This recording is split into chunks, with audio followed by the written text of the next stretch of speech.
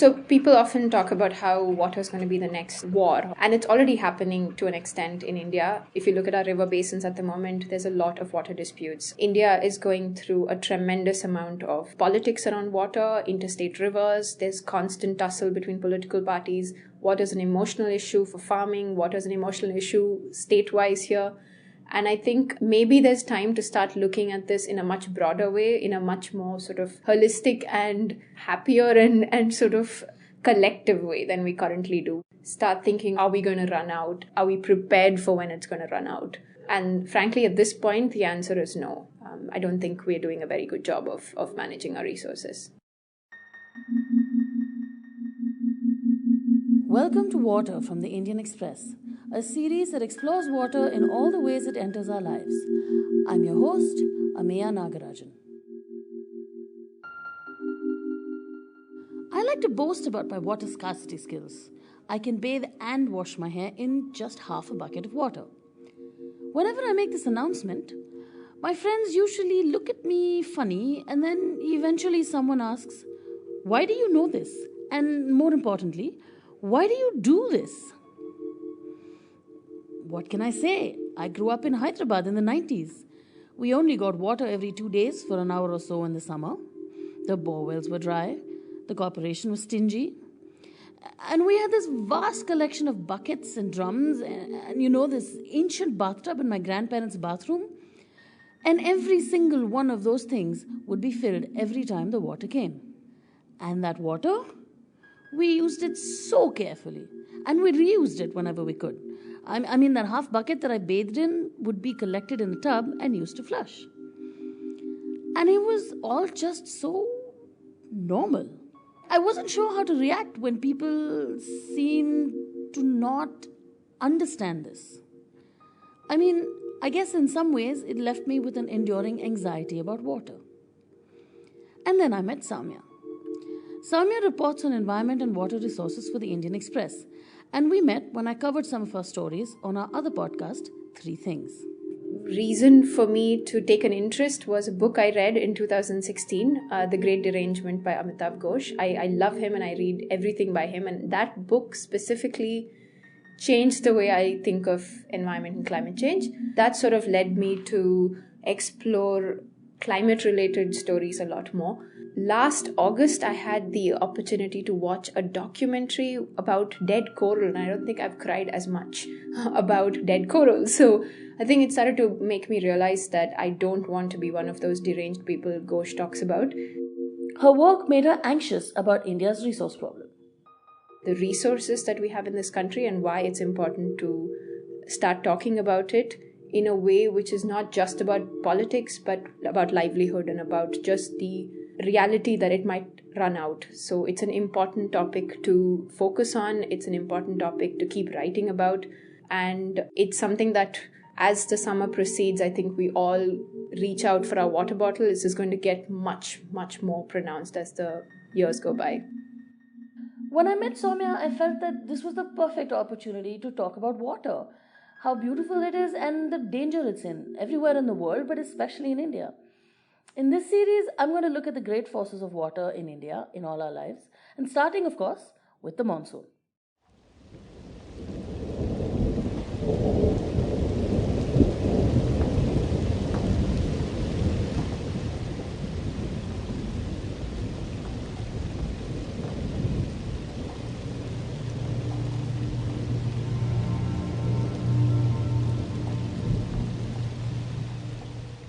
A quote from the Khushwant Singh novel, I Shall Not Hear the Nightingale, reproduced with permission from Penguin Random House, India. To know India and her peoples, one has to know the monsoon.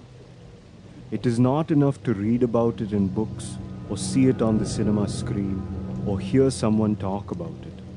It has to be a personal experience because nothing short of living through it can fully convey all it means to a people for whom it is not only the source of life, but also their most exciting impact with nature.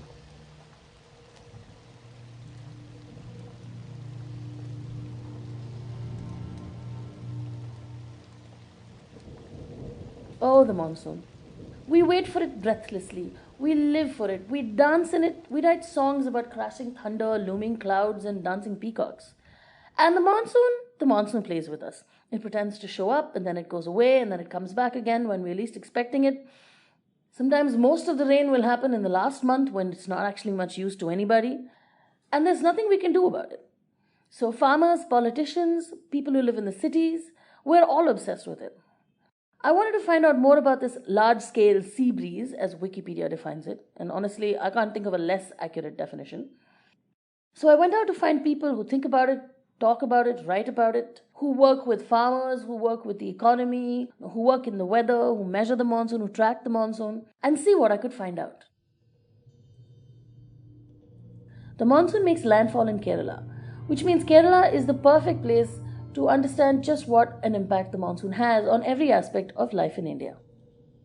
So in that sense, the impact or the importance of monsoon to Kerala or to the western coast goes far beyond the immediate gains of getting enough water for agriculture, for the drinking water needs, all these things. There is trade associated with this, there are memories of religion associated with it, there are memories of sea, there are memories of all kinds which are related with this rain. I spoke to Amrit Lal about how the monsoon is intricately woven into every aspect of life in Kerala. I'm Amrit Lal. I work as an associate editor on the Indian Express edit page. What is called the southwest monsoon is very central to Kerala's landscape, southern India's landscape, in the sense that it brings in rains, which contribute about 80% of the annual rainfall this region deserves. So in that sense, it is largely responsible for the greenery which you see in the western coast, the abundance of water you see there, the kind of forests you have, the kind of backwaters you have, the fast-flowing rivers, everything is dependent on monsoon. Historically, the monsoon winds which come from the Indian Ocean, this is actually the wind which traders, seafarers have used in the past. So a lot of this cultural interaction which India has had with West Asia, with Romans, with the Greeks, with the Arabs, this has happened because of the monsoon winds. So along with rainfall, if you look at it slightly differently, you would have find that much of trade happened because of these monsoon winds. Semitic religion, Jews, Islam, Christianity, they all came riding with the monsoon winds. This has left a huge impact in the arts, cultural scene of Kerala. For example, you take something which is very indigenous to the musical tradition in Kerala, the Panjavadyam, the Chendamelam. So this is essentially, it's like a downpour. The way that you start in the slow tempo, that you pick up pace, and there's this whole crescendo which comes in, which is almost like a rainfall. The kind of rain which you see in June, July months. This is exactly what, if somebody wants to musically replicate it, you will find it in a Chendamelam, and that's something very specific to Kerala coast. You will not find that kind of musical percussion performances, ensemble performances elsewhere.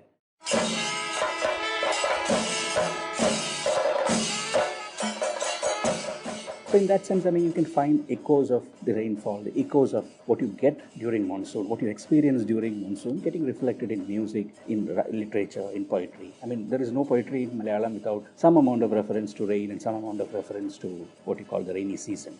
So this is the kind of experience, this is the kind of holistic experience, cultural, economic, social, which the monsoon has brought into Kerala. Here are some examples that Amrit gave me of poetry and song involving the monsoon. Listening to him gave me goosebumps.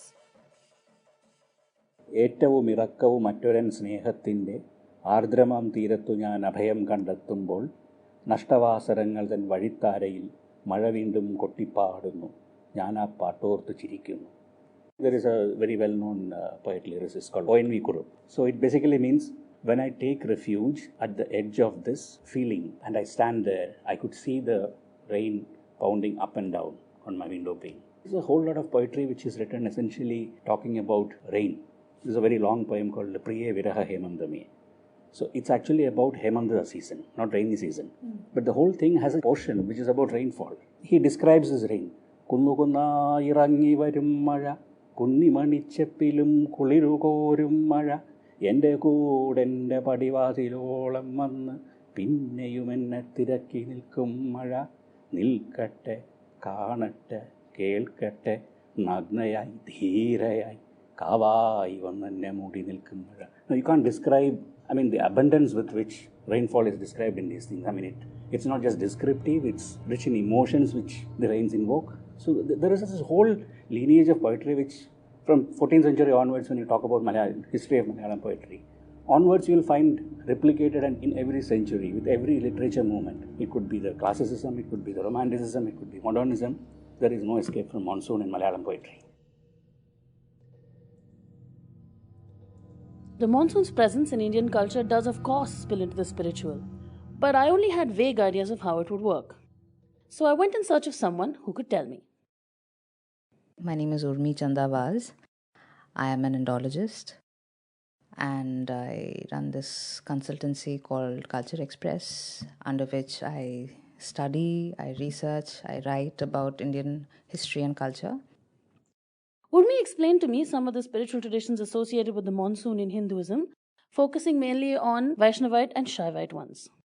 So the 4 monsoon months, according to the Hindu calendar, are called the Chaturmas or the Chaturmasya, and they are named Ashad, Shravan, Ashwin and Bhadrapad. These 4 correspond roughly with June, July, from up to June, July to September, October, and are considered extremely holy in the Hindu tradition, especially for the Vaishnav cult. In these 4 months, what one ideally does, especially people who are committed to the spiritual way of life, is to live in solitude, study the scriptures, and meditate on Lord Vishnu. There are a lot of food restrictions, of course. There's no alcohol, there's no meat, there can be no indulgence basically. Among the food restrictions in the first month, one has to give up on vegetables. This is to please the Sridhar form of Lord Vishnu. The second month, there's a restriction on curd. This is to please the Rishikesh form of Lord Vishnu. Month 3, one has to give up milk products, and this is to please Lord Padmanabha.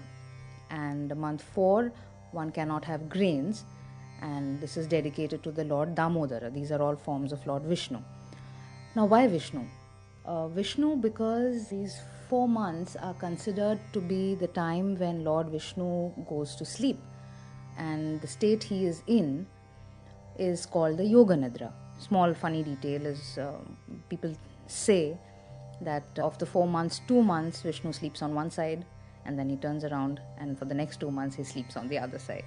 Then there's a Shaivite importance also to these 4 months, especially the month of Shravan, where Shiv Bhakts or followers of Lord Shiva ardently follow fasts on every Monday, and these are called the Shravan Somvar Vrats. Now, coming back to the Vaishnav tradition, there's this special feature in the state of Maharashtra, and it's called the Gatari Amavasya. People in Maharashtra, basically before getting into the 4 months of abstinence of Shravan and the whole Chaturmas, they celebrate one whole day indulging themselves. They eat meat all day, they can drink as much as they want, to the extent that they pass out in gutters, and which is where the name Gatari comes from. But once the Chaturmas starts, then it's all about religiosity, where you do chanting, you do vrata kathas, you do, remember God in all sorts of ways. The 4 months where you're basically remembering God and spending in solitude and not performing any rituals, the reason behind that is that in the Vedic system of worship or pujas, where sacrifices are involved, gods are meant to be invoked. Now, if Vishnu has gone to sleep along with all the gods, and if you perform a puja, they can't come, they won't come, right? Because they're asleep. So that's the reason why certain pujas are not performed, sacrificial rituals are not performed in these 4 months. However, the 4 months do have other festivals such as Janmashtami, Rakhi, Nag Panchami, and Tej.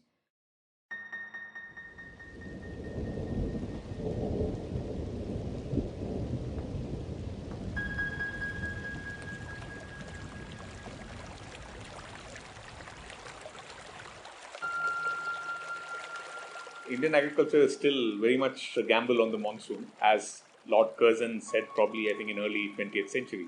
Even today, after all the investment in canals and electricity, your tube wells and everything, even today about 60% of your total crop area is still rain-fed. And even when it comes to the balance 40%, the water has to be replenished.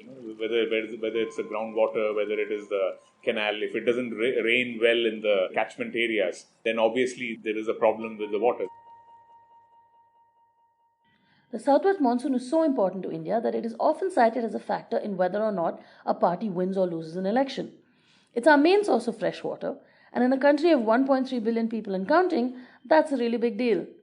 Most of our agriculture is rain-fed, close to 52% according to the India Economic Survey of 2018 to 19, and a big part of our economy depends on agriculture, which makes up 16% of GDP and 49% of employment according to the survey. Its economic importance is so undeniable that even the weathermen think about it. When I spoke to M. Rajivan, the Secretary of the Ministry of Earth Sciences, about predicting the monsoon, even he brought it up. But this is the central and northwest India of the region where the most of the agriculture crops are done. And so we should, with this rainfall amount if we expect, we should expect a good agricultural output this year. And kharif crop, good kharif crop. So that should really help Indian economy. Still, agriculture plays an important role in the Indian economy. Even though the ratio of contribution of agriculture to the Indian economy is reduced, it should be 60-70%, now it is only less than 20%. But still, it makes a large contribution to India's GDP. I reached out to the agriculture editor at the Indian Express to see what further insights he could give me about the monsoon, agriculture, and the economy. I'm Harish Damodaran. I'm the Rural Affairs and Agriculture editor of the Indian Express. So the monsoons you cannot dissociate with agriculture performance. Ultimately, that definitely matters, and this is not the case just in India, but even in Australia, in the US, everywhere. So without monsoon, without water, there is no agriculture. That dependence still remains. The link between water and agriculture is, of course, undeniable. But what further effects does agricultural income have on the economy? Farmers have very high consumption spending propensity. People who are very rich, they tend to save more out of incremental income. Whereas farmers probably spend whatever they earn, and that is very natural. I mean, people who are poor or lower middle class, they tend to spend much more of every rupee or every dollar of additional income. Whereas probably the people who are better off, the extra income, they may be putting that money in maybe mutual funds or stock market and this thing. So I think you ask any FMCG company, they will tell you that most of their incremental growth has been coming basically from rural areas. And definitely in rural areas, farm income is still, I think, the dominant driver, whether it is to do with construction, so cement, steel, building a house, marrying off my daughter, right? If my payments are in time, if I have enough this thing, then I'll marry off my daughter this year. So I still believe that agricultural income matters a lot for the economy, and ultimately it's all linked with the monsoon.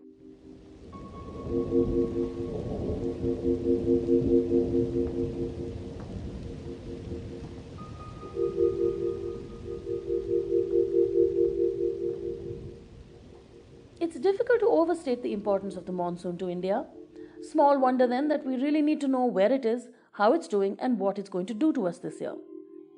Next week, we explore the science, technology, and history of tracking, predicting, and measuring the monsoon. This is Water, a series from the Indian Express.